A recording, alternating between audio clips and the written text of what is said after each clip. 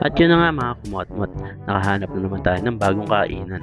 Dito nga yan sa Way Chicken, along Aguinaldo Highway, Imus, Cavite.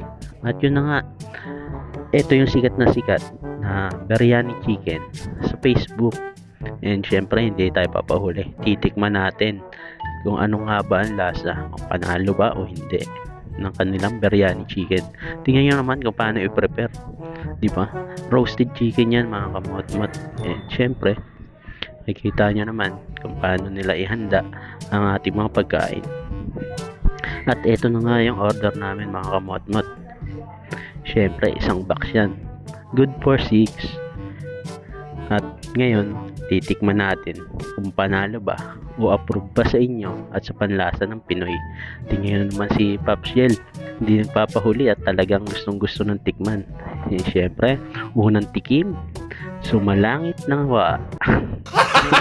And syempre, panalo, wala kang masasabi dyan. Tingnan nyo naman si Papa Yel, no? Papa thumbs up pa. Syempre, unang kagat sa manok, balat agad. Mapapakagat uli yan, hindi yan magpapahuli. At yun nga pala mga kumotnot, sa lahat ng gustong matikman ang biryani chicken, punta lang kayo rito sa Aguinaldo Highway, Anabu, Imus, Cavite. And syempre hindi papahuli si Pops Ron. Unang kagat, naiwan ng pustiso. Approve.